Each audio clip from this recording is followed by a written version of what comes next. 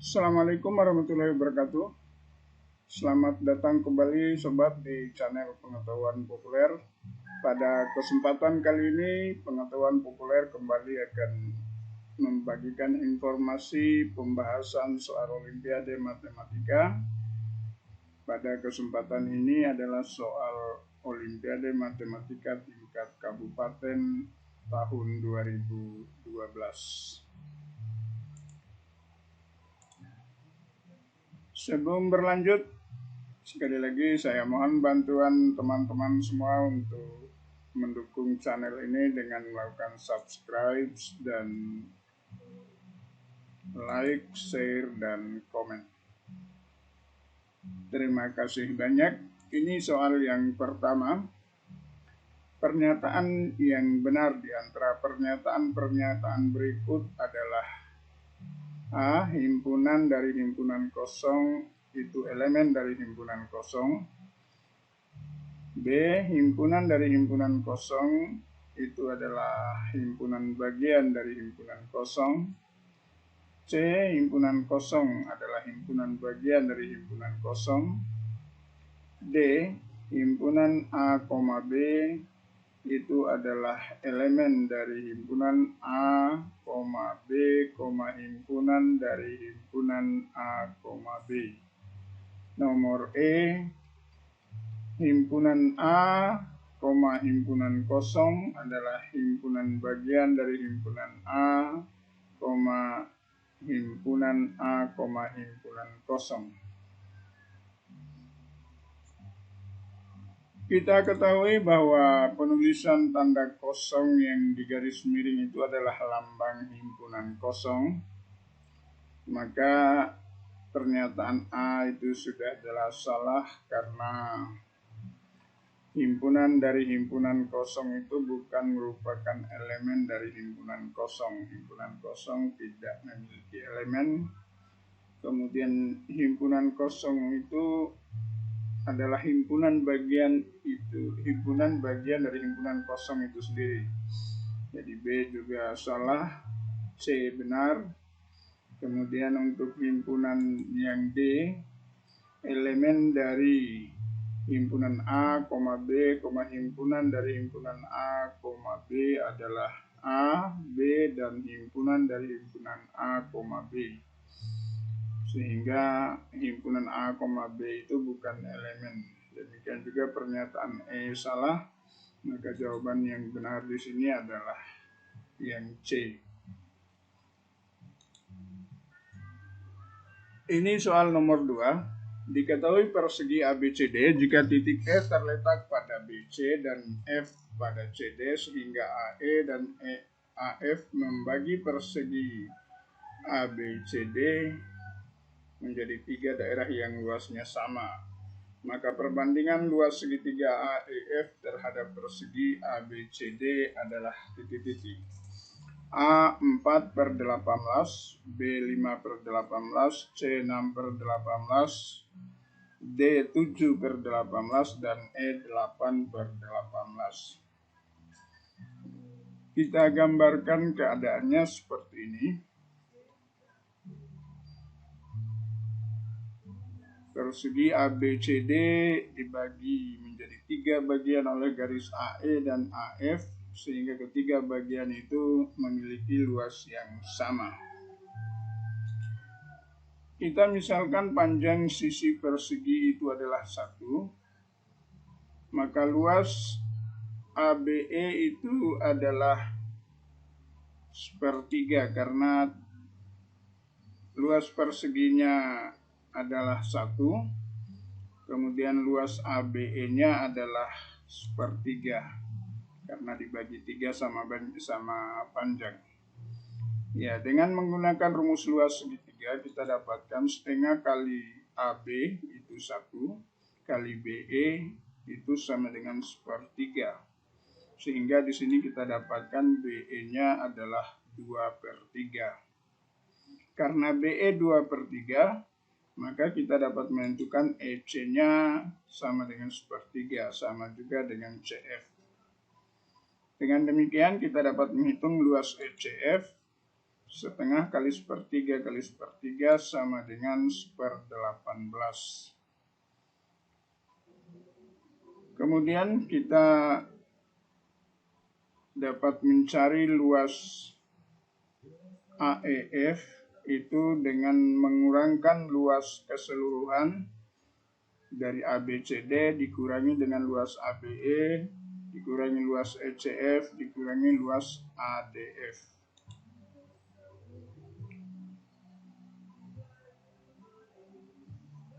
Atau bisa juga dengan, karena kita tahu luas AECF itu adalah sepertiga, maka luas AEF bisa kita cari dengan luas ACEF dikurangi luas ECF, sehingga kita dapatkan sepertiga kurang 1/18 itu sama dengan 5/18. Karena luas persegi itu adalah 1, maka perbandingannya 5/18 berbanding 1 atau 5/18. Sehingga di sini pilihan yang benar adalah B.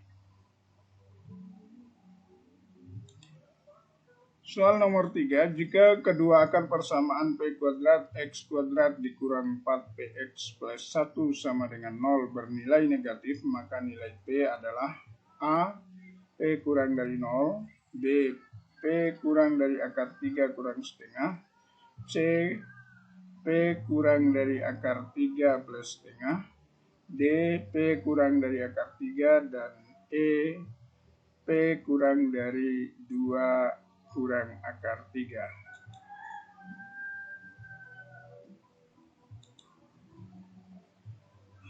Ya, kita dapat mencari akar dari persamaan ini dengan rumus persamaan kuadrat atau rumus akar persamaan kuadrat. Itu min B plus minus akar B kuadrat kurang 4AC per 2A.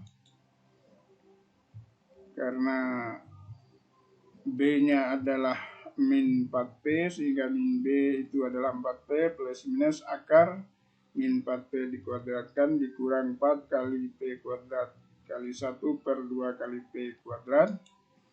Kita dapatkan X sama dengan 4 plus minus akar 12P kuadrat per 2P kuadrat. Kita sederhanakan menjadi 2 plus minus akar 3 per P. Sehingga kedua akarnya adalah 2 plus akar 3 per P dan 2 kurang akar 3 per P. 2 plus akar 3 dan 2 kurang akar 3 ini sama-sama bernilai positif, sehingga agar menghasilkan kedua akar yang negatif, maka P harus negatif, sehingga yang benar di sini adalah A. P kurang dari 0. Yang nomor 4, jika fx sama dengan 3x plus 1, gx sama dengan 1 kurang 2x, dan f dalam kurung GA sama dengan 28, maka nilai A adalah min 7, min 4, 4, 7, atau 13,5. GX 1 kurang 2A, 1 kurang 2X, maka GA-nya 1 kurang 2A. Kemudian F dalam kurung GA itu sama dengan 28. Kita masukkan nilai GA, maka F dalam kurung 1 kurang 2A sama dengan 28. Kita substitusikan 1 kurang 2A ke persamaan GX, yaitu 3 kali 1 kurang 2A plus 1 sama dengan 28. Kita sederhanakan menjadi 4 kurang 6A sama dengan 28. Sehingga kita dapatkan A-nya adalah min 4. Jadi pilihan yang benar adalah B. Soal nomor 5. Suatu bait didefinisikan sebagai susunan angka yang terdiri dari 8 digit, yaitu 0 dan 1. Contohnya 0111, 0111. Banyak jenis bait yang memuat satu angka tepat sebanyak 5. Banyak jenis bait yang memuat angka 1 tepat sebanyak 5. A sama dengan 30, B 45, C 56, D 62, E 66. Karena bait itu hanya terdiri dari 8 digit, maka kalau ada 5 buah 1, sehingga banyak nolnya itu ada 3. Jadi yang kita pelajari ini adalah, atau yang kita harus analisis ini adalah banyak susunan dari 8 digit dengan 2 jenis digit yang sama, yaitu 3 sebanyak 0 sebanyak 3 buah dan 1 sebanyak 5 buah. Ya, sudah kita pelajari di susunan membilang itu banyaknya 8 faktorial per 3 faktorial kali 5 faktorial itu sama dengan 56. Kemudian ini soal nomor 6. Perhatikan pola bilangan berikut. Bilangan 2012 akan terletak di bawah huruf titik-titik. I, R, S, T, U. Pilihannya, kita lihat bahwa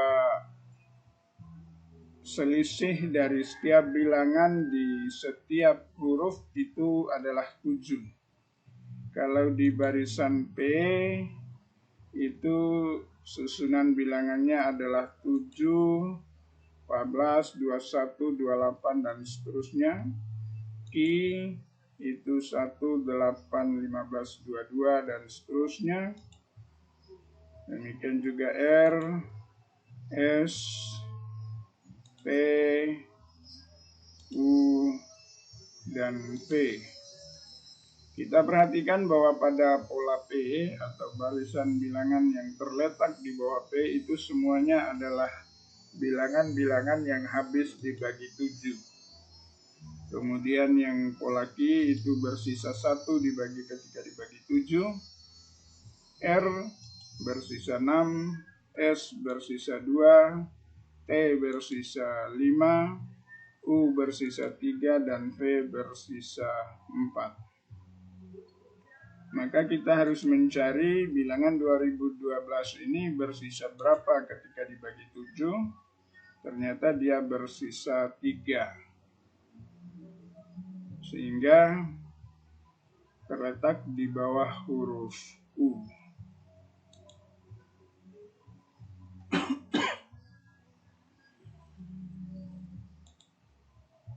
Soal nomor 7. Jika M dan N adalah bilangan bulat positif sehingga M kuadrat plus 2M plus 3N sama dengan 33, maka banyak bilangan N yang memenuhi adalah titik-titik. A7, B6, C5, D4, E3.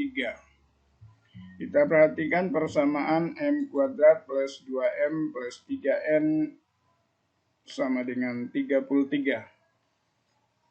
Karena variabel M adalah ada yang berbentuk kuadrat, maka kita upayakan membentuk kuadrat sempurna di M. Kita ubah seperti ini, M kuadrat plus 2M plus 1 sama dengan 34 kurang 3N, sehingga yang di sebelah kiri kita jadikan kuadrat sempurna, M plus 1 kuadrat sama dengan 34 kurang 3N. Maka dapat kita tulis M sama dengan akar 34 kurang 3N dikurangi 1. Sehingga di sini akar 34 kurang 3N itu adalah bilangan bulat yang lebih dari 1. Ya, nilai N yang memenuhi itu ada 3, 6, dan 10. Untuk N sama dengan 3, kita dapatkan akar 34 kurang 3N itu adalah akar 34 kurang 9 sama dengan 25. Untuk N sama dengan 6, 34 kurang 18 itu sama dengan 16, jadi akar 16. Untuk N sama dengan 10, akar 34 kurang 30. Sehingga nilainya ada, yaitu 4. 2 ya, 2 akarnya. Maka jawaban yang benar di sini adalah E. Soal nomor 8. 6 pipa besar dapat mengeringkan kolam dalam 5 jam, sedangkan 8 pipa kecil dapat mengeringkan kolam dalam 10 jam. Waktu yang diperlukan untuk mengeringkan kolam tersebut apabila 3 pipa besar dan 5 pipa kecil adalah titik-titik jam.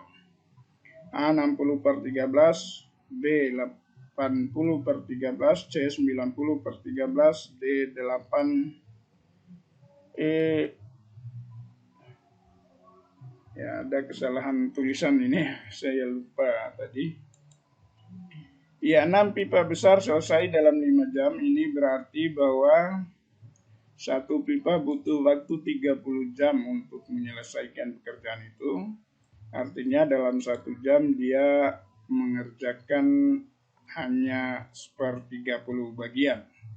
Kemudian untuk 8 pipa kecil selesai dalam 10 jam. Itu berarti satu pipa kecil butuh waktu 80 jam dan dalam setiap jam dia hanya mampu menyelesaikan 1/80 bagian. Ya, kalau 3 pipa besar dan 5 pipa kecil, maka kita jumlahkan 3/30 ditambah 5/80 itu 39/240, 13/80. Ini berarti bahwa butuh waktu 80/13 jam. Jadi pilihan yang benar ini adalah B. Kemudian soal nomor 9. 5 orang guru akan ditempatkan pada 3 sekolah yang berbeda. 2 orang di sekolah pertama, 2 orang di sekolah kedua, dan 1 orang di sekolah ketiga. Banyak cara menempatkan kelima guru tersebut adalah titik. A 40, B 30, C 20, D 10, E 4. Ya, kita bisa mulai dari sekolah yang pertama 2 orang. Jadi kita harus memilih 2 orang dari 5 guru. Itu banyak caranya adalah 10. Kemudian setelah terpilih 2 orang, maka tinggal 3 orang. Kita harus memilih 2 orang untuk ditempatkan di sekolah kedua. Banyak caranya ada 6. Kemudian yang terakhir untuk sekolah ketiga sudah pasti tinggal tersisa 1 orang. Sehingga total banyak cara itu adalah 10 kali 3 sama dengan 30. Soal nomor 10. Diketahui persegi panjang PQRS, panjang PV sama dengan QT sama dengan PS sama dengan 6. Titik U adalah perpotongan antara garis SP dan RT. Jika PQ sama dengan 10, maka luas segi 4 PTUS adalah 15, 17, 19, 21, atau 23. Kita sederhanakan gambar, kita ambil segitiga PSP saja dengan tambahan membuat garis sejajar sisi PS dan QR di U. Kita tulis di sini garis MU. Karena PV sama dengan PS, maka PSV ini adalah segitiga sama kaki. Demikian pula akibatnya MUV juga segitiga sama kaki. PS PV sama dengan 6, sementara PV PM itu M itu adalah titik tengah dari PQ sehingga PM itu adalah 5. Maka di sini MV-nya adalah 1.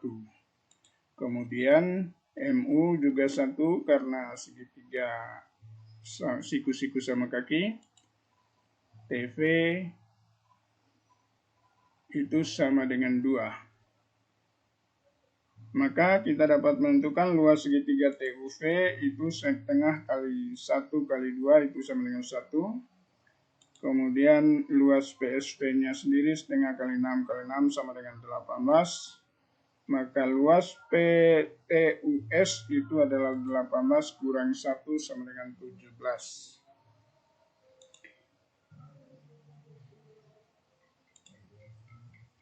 Ini soal nomor 11. Ya, kembali untuk soal nomor 11 sampai soal nomor 20 saya tidak menyajikan pembahasannya, saya hanya menyertakan kuncinya. Kuncinya di sini adalah D, 3/32. Soal nomor 12, suatu antrian pembelian tiket masuk pertandingan sepak bola terdiri dari 2012 orang. Jika di antaranya 2 orang pria, paling sedikit terdapat 3 wanita, maka banyak pria dalam antrian tersebut paling banyak adalah kuncinya C. Ini soal nomor 13 dengan kunci B. Soal nomor 14 dengan kunci E. Soal nomor 15 dengan kunci A. Soal nomor 16 dengan kunci A juga. Soal nomor 17 dengan kunci A. Soal nomor 18 kuncinya D. Soal nomor 19 kuncinya E. Dan yang terakhir soal nomor 20 dengan kunci C. Ya, demikian pembahasan soal Olimpiade Matematika, soal OSK Matematika SMP tahun 2012. Terima kasih banyak atas perhatiannya. Apabila ada hal-hal yang perlu kita pertanyakan, kita diskusikan, silakan ditulis di kolom komentar. Kemudian jangan lupa untuk membantu subscribe channel ini. Terima kasih. Assalamualaikum warahmatullahi wabarakatuh.